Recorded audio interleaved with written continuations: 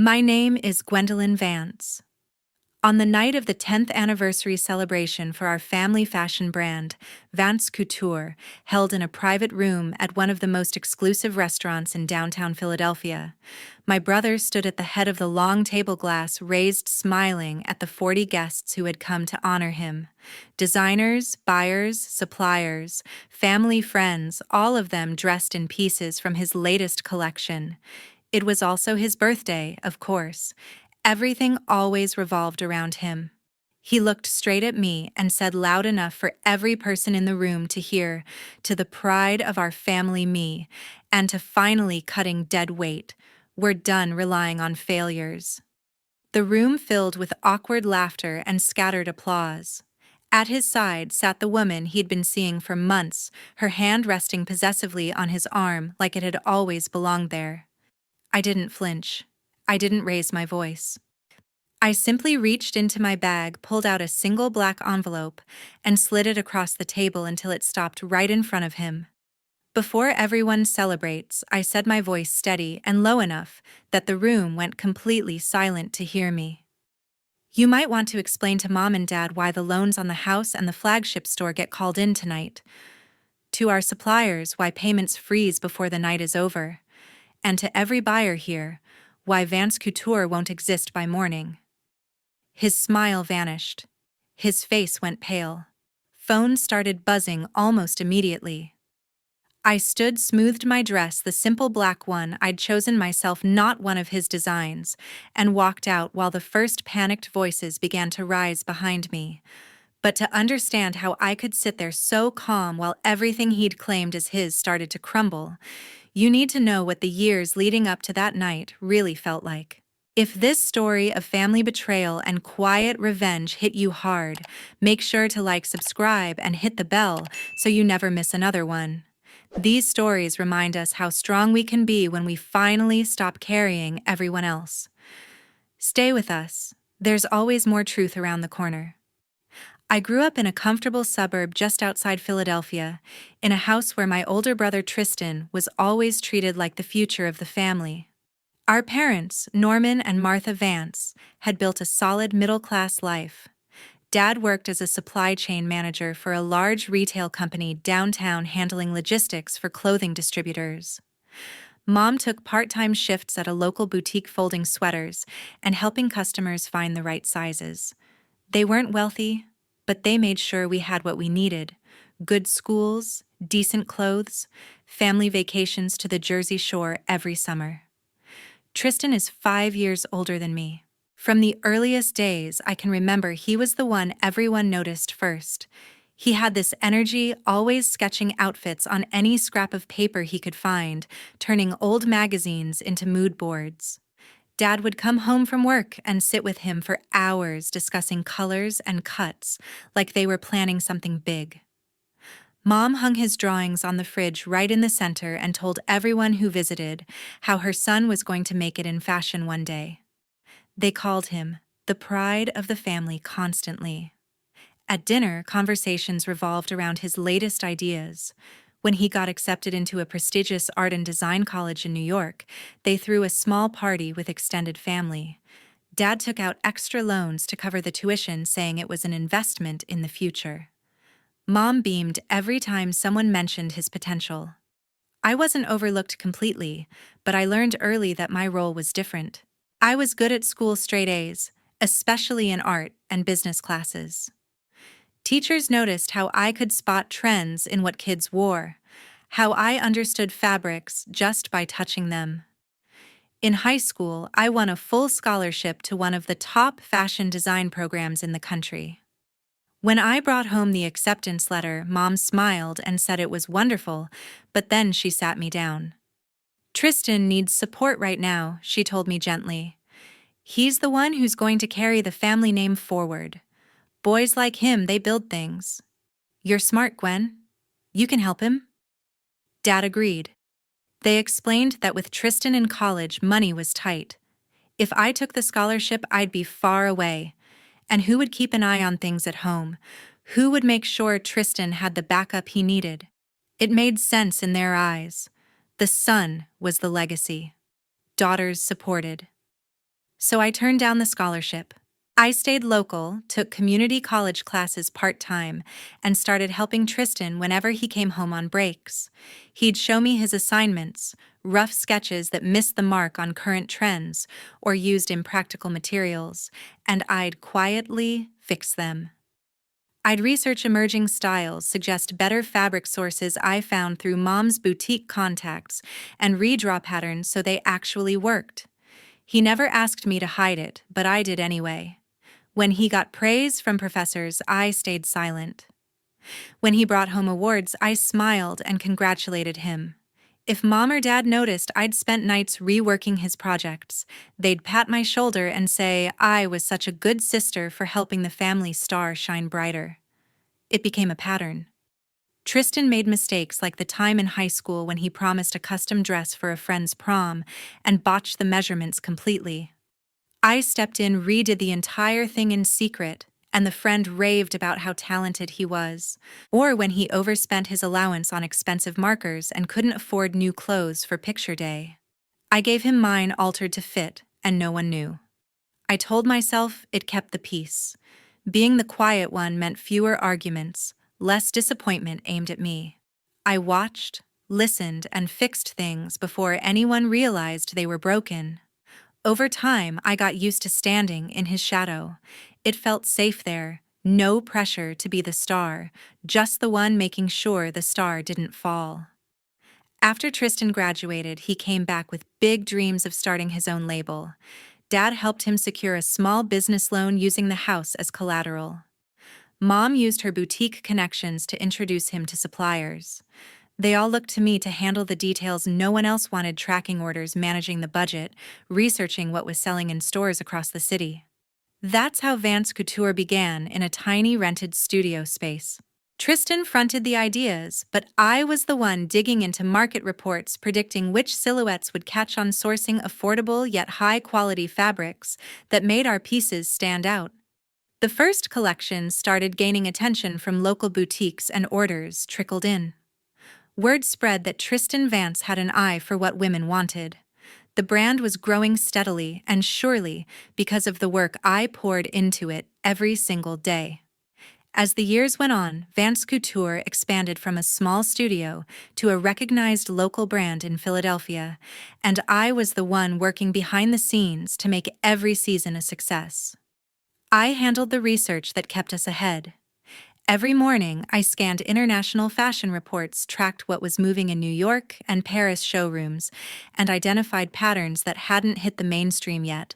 I built spreadsheets comparing sales data from similar brands, spotting gaps in the market for affordable luxury pieces that real women in the city actually wanted. Choosing suppliers became my responsibility too. I spent hours on calls negotiating with mills in Italy and factories in Portugal for fabrics that looked premium but stayed within budget. When samples arrived, I tested them myself, checking drape durability, how they held color after washing, so our garments didn't fall apart after one wear. Tristan's designs often came in rough. He'd sketch bold ideas, but they missed practical details or clashed with current demand. I reworked them quietly, adjusting proportions, swapping materials for better flow, ensuring the final pieces photographed well and sold. One season, he pushed a line heavy on synthetic blends that felt cheap. I sourced natural alternatives overnight and integrated them seamlessly. Buyers loved it, and reviews called it his most sophisticated collection yet. He was the face everyone saw. Local magazines ran features on Tristan Vance, the young designer shaking up Philadelphia fashion. At trade shows, he charmed buyers with stories of his vision. When partners visited the studio, he led the tours, explaining concepts he'd only glanced at. To them and to our parents, he introduced me briefly as the one who handled logistics and paperwork. "Gwendolyn keeps the trains running on time," he'd say with a laugh, and they'd nod approvingly. My days started early. I'd arrive at the studio before anyone else, sorting through new fabric swatches under better light, marking the best ones for production. Emails from suppliers in different time zones waited for replies, contracts needed review for hidden fees. By the time Tristan showed up around noon, I'd have the day's priorities organized so he could focus on meetings. Evenings often ran late for me. If a collection risked missing trends, I stayed after closing prototyping adjustments on mannequins, ordering rush samples to test fixes. Tristan, meanwhile, attended launch parties or networking dinners, building relationships that brought in bigger orders. Family dinners reinforced the same dynamic. We'd gather at the house most Sundays, and conversation quickly turned to the brand's latest wins. Dad would ask Tristan about upcoming lines praising his creativity. Mom clipped articles featuring him and showed them around the table. They talked about how far he'd brought the company, how his talent was paying off. My contributions rarely came up unless someone needed details on shipping or inventory. I felt the invisibility settle in deeper over time. At events where the brand was mentioned, people assumed Tristan did it all. When sales spiked after a reworked line, credit went straight to him. I told myself it was for the family, that keeping things smooth meant less conflict. Supporting his success kept everyone happy, including me in some quiet way. But the weight built slowly. Late nights alone in the studio, staring at screens full of data I'd compiled, I started wondering how long I could keep pouring everything in without acknowledgement. The brand was thriving. Stores across the city stocked our pieces online. Orders grew steadily, features in regional magazines multiplied, all because the foundation I laid held strong. Then one day, while organizing files for an upcoming buyer meeting, I overheard Tristan on a call in his office. He mentioned something about restructuring the creative team, soon making changes to streamline things. His tone was casual, but the words lingered. One ordinary afternoon, several months before the anniversary event, the subtle hints I'd been brushing aside suddenly became clear. I had stepped out for a rare, quiet lunch at a small cafe just down the block from the studio. It was one of those places with outdoor tables where people from nearby offices grabbed coffee or sandwiches. I sat with my salad untouched, scrolling through supplier emails on my phone, when Parker, Tristan's assistant, walked in with a friend I didn't recognize. They chose a table close enough that their conversation carried over the low hum of the street. Parker sounded excited, keeping her voice low, but not low enough. "The reorg is finally moving forward," she said. "Tristan's been planning it for weeks. He's bringing in Echo Ramsey as the new creative lead, fresh energy, you know. And Gwendolyn, well, she's out. No more relying on her for everything behind the scenes." Her friend leaned in. "Really? After all this time? When's he dropping it?" "At the anniversary party," Parker replied. "Big reveal during his speech. Make it official in front of everyone, partners, family, the works. Clean break." I froze, phone still in hand, but they didn't notice me. Echo Ramsey. The name clicked immediately. The woman Tristan had been mentioning more often in meetings, praising her innovative eye for designs that looked suspiciously similar to adjustments I'd suggested months earlier. They moved on to other gossip, but I paid the bill and left without finishing my food. Back at the studio, while Tristan was out at a fitting, I logged into the shared company drive we used for administrative files. It didn't take long to find a hidden folder labeled Brand Refresh. Inside were draft org charts with Tristan at the top, Echo Ramsey in a prominent new role, and my name absent entirely. There was even a timeline noting transition discussions, aligned with the anniversary date. The pieces fit too neatly. I sat back staring at the screen, and something shifted inside. Not hot anger, but a sharp, clear focus. Later that evening, while backing up some production files at home as a routine precaution, I noticed an unfamiliar expense report attached to Tristan's personal card scans. Charges from a boutique hotel downtown, repeated over the past few months, always on nights he claimed late client dinners. One receipt included a room service order for two, with a note about celebrating a new collaboration. I dug a bit further into his synced messages. Nothing invasive, just what popped up on the shared family plan for billing. Texts to Echo Ramsey. Hart's late-night plans, phrases like, "Can't wait until it's official," and "You deserve the spotlight you've earned."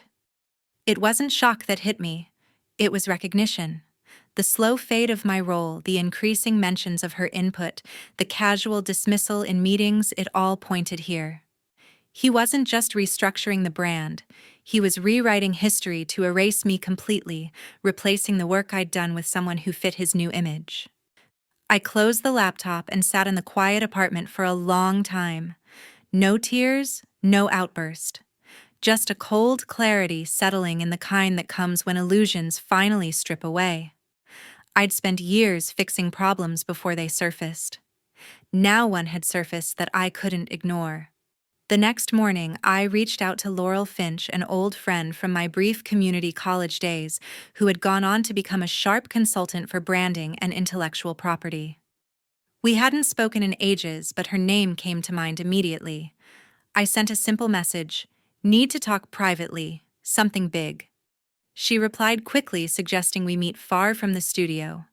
For the first time, I wasn't thinking about smoothing things over. I was ready to protect what was mine. In the weeks after that discovery, I continued showing up at the studio every day as if nothing had changed, but every step I took now served a different goal. Laurel Finch agreed to meet me at a quiet bar in a neighborhood far from the design district. We sat in a corner booth away from anyone who might recognize us. I laid it all out, the overheard conversation, the hidden files, the expenses, the messages. She listened without interrupting, taking notes on her phone. When I finished, she leaned back and looked at me directly. "This isn't just about being pushed out," she said. "He's trying to erase your contributions entirely. Those designs, the market strategies, they're your intellectual property. We can protect them." She explained the steps clearly. First, document everything I'd created, independently, sketches, research files, supplier contracts I'd negotiated. Then register formal copyrights where they weren't already in place. Most importantly, set up a separate entity to hold those assets, one that couldn't be touched by the family brand structure. I followed her advice that same week. Late at night from my apartment, I filed the paperwork to form a new limited liability company under a neutral name. Nothing flashy, just a quiet shell to transfer ownership of key collections. I'd originated the ones that had driven our biggest sales seasons. I moved digital files, original patterns, and vendor agreements over, gradually routing them through secure drives Laurel recommended. The financial ties came next. Vance Couture relied heavily on lines of credit tied to the flagship store, and our parents' home equity loans Dad had co-signed years ago to fuel expansion. Through Laurel's contacts, I consulted quietly with a specialist in business restructuring. We built layers of interlocking agreements, new holding entities that appeared benign, designed to secure my assets while creating triggers only I controlled. One activation and the bank's claims on those loans could accelerate freezing accounts and collateral before anyone realized what was happening. It required precision. I reviewed every document multiple times, signing where needed under the new company's name. Laurel checked each step, ensuring nothing traced back prematurely. The process felt methodical, almost calming, like finally organizing chaos I'd lived with for years. At the studio, I kept everything normal. Tristan mentioned the anniversary party more often, asking me to coordinate invitations and seating for important buyers. I handled it efficiently, suggesting layouts that highlighted his role, while quietly noting who would witness whatever he planned. When he brought in rough drafts for the next collection, ideas that echoed trends I'd flagged months earlier but credited to Echo Ramsey, I made the necessary adjustments without comment. I sourced better trims, refined silhouettes for better sell-through, and ensured samples arrived on time. He thanked me casually, assuming it was business as usual. No one suspected the shift inside me. Mornings, I arrived with coffee for the team, reviewed production schedules, answered emails from retailers. Afternoons, I sat in meetings nodding as Tristan outlined his vision for the future. Evenings back home, I worked on the real foundation, my own. The dual existence demanded focus. I slept less, but the clarity kept me steady. Every routine task at Vance Couture now bought time, masking the safeguards I built elsewhere. Suppliers received updated contacts that routed through my new entity without raising flags. Digital backups split between old and new systems. Laurel checked in regularly by text, offering adjustments as we went. "You're doing this right," she messaged once. "Slow and airtight." By the time invitations for the party went out, the structure was nearly complete. Key designs sat safely under my company's ownership. The loan connections waited dormant, ready if needed. I reviewed the dashboard. I'd set up one screen showing confirmations, everything linked and silent. Outwardly, I remained the reliable shadow. Inwardly, I prepared for the moment when the shadow would step forward on its own terms. When Mom decided to spend a long weekend at my apartment that fall, I had no idea it would force her to finally face the truth about our family. She arrived Friday evening with a small suitcase and a bag of groceries from the market, fresh produce for salads, her way of making herself useful. I picked her up from the train station, and on the drive back she chatted about neighborhood updates and Dad's latest golf game. Tristan called while we were unpacking, asking if I'd reviewed the guest list for the party again. Mom overheard his tone, sharp, demanding, and raised an eyebrow, but said nothing then. Over the weekend, she watched quietly. Saturday morning, she joined me for coffee while I checked emails on my laptop. Tristan texted multiple times about last-minute changes to the collection samples, expecting immediate responses. I handled them efficiently, but Mom noticed how my shoulders tensed each time the phone buzzed. By afternoon, when I took a quick nap after a long week, she sat in the living room scrolling through her own messages, piecing things together. That evening, after dinner, we sat on the couch with herbal tea. She set her cup down and looked at me steadily. "I've been thinking about how things are at work," she started. "The way Tristan talks to you, it's not right. And you look exhausted, Gwen. More than usual." I hesitated, but something in her expression made me open up. I told her about the long hours, the constant fixes, how credit always went to him. I didn't mention the plans or the preparations, just the daily imbalance that had worn me down. She listened, her face growing serious. When I finished, she reached for my hand. "I've been blind," she said softly. "All these years I've put Tristan on a pedestal because he was the outgoing one, the boy who dreamed big. I thought pushing him forward was best for everyone, but I see now how unfair that was to you. You've carried so much, and I've never acknowledged it properly. I'm sorry, honey, truly sorry." Her words hung there, honest and unguarded.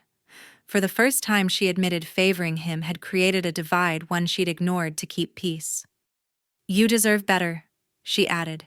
"Don't let anyone diminish what you've built." The next morning, she insisted on helping with something practical. I showed her the folder of important documents, contracts, and ownership proofs I'd been organizing. Together, we made copies and hid them in a secure spot in my closet behind boxes of old fabrics.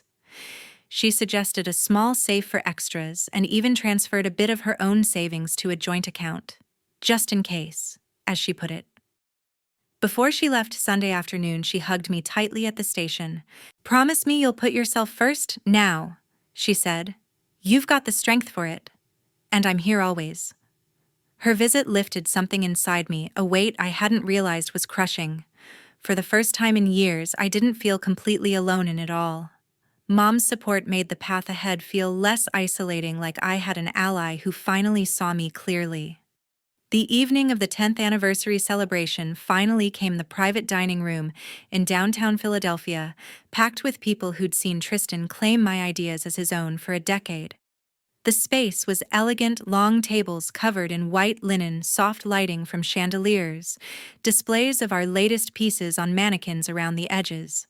Guests mingled with glasses of champagne, admiring the collection that had put Vance Couture on local maps. Suppliers chatted with buyers, family friends congratulated Dad on the milestone. Mom sat near the center, smiling politely. Tristan had placed me at the far end, away from the spotlight. I chose my outfit carefully that morning, a simple black sheath dress from years ago, before the brand existed, something I'd bought for myself, when clothes were about comfort, not branding.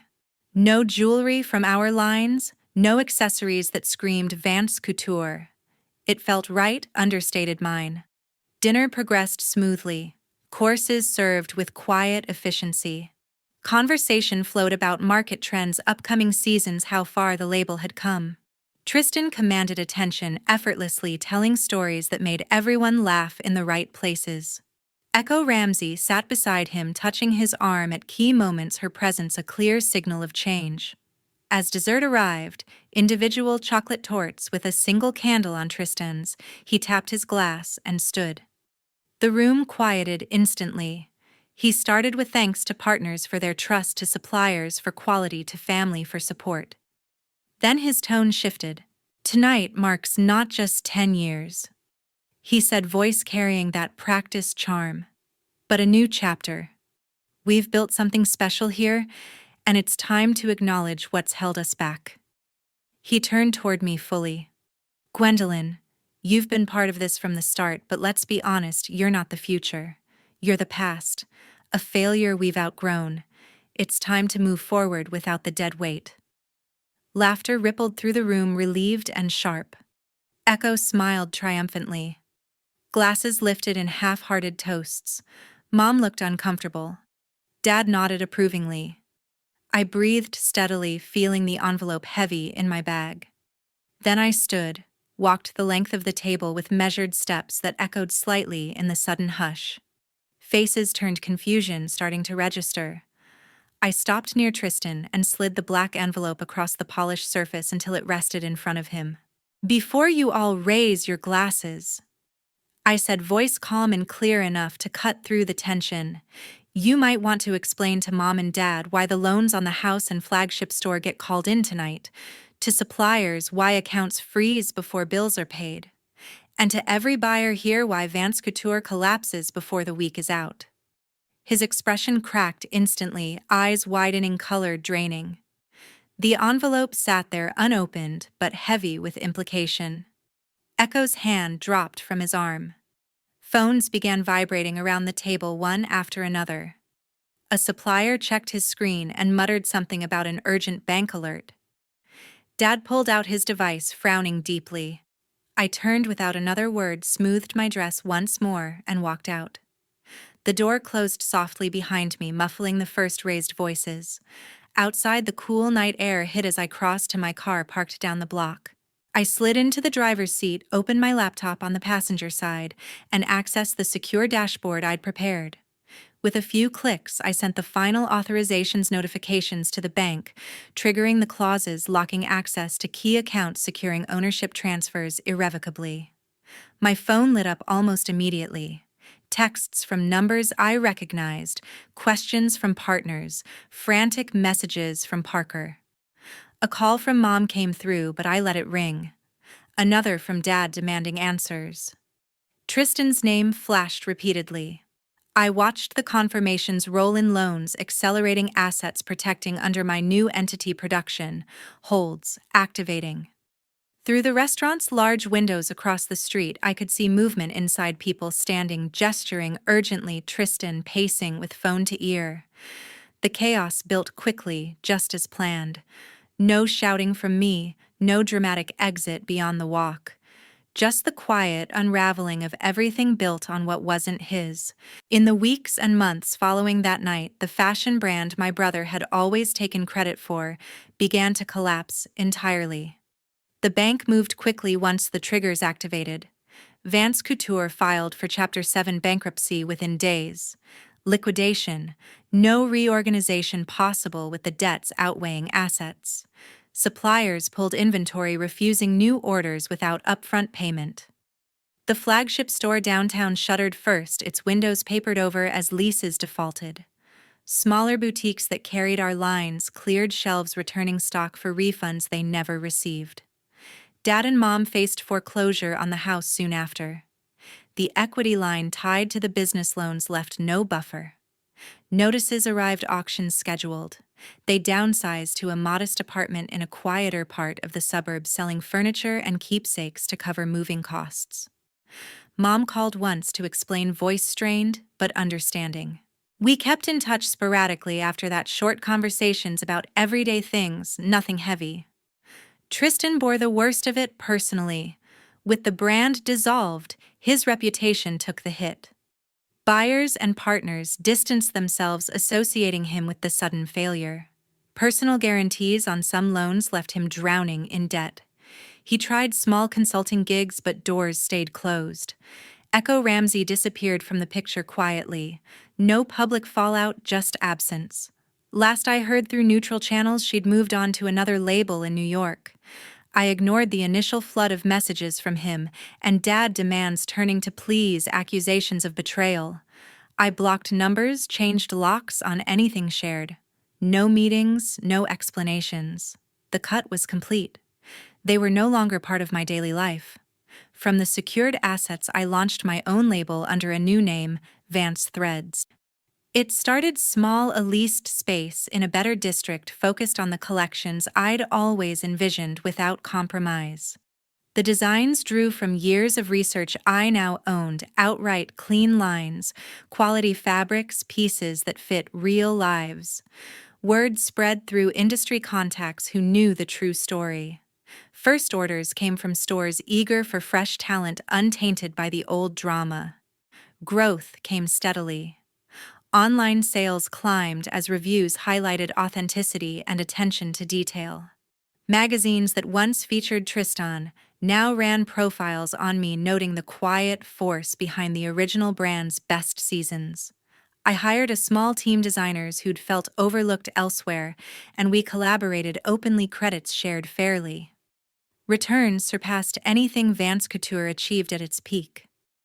Buyers sought exclusives, collaborations followed. The studio hummed with energy that felt earned, not borrowed. Mom visited the new space once it was up and running. She walked through, touching fabric samples, watching the team sketch. When she saw my name on the door, Gwendolyn Vance, founder and creative director, she paused, eyes softening. "This is yours," she said quietly. "All of it." We talked longer that day, rebuilding on honest ground.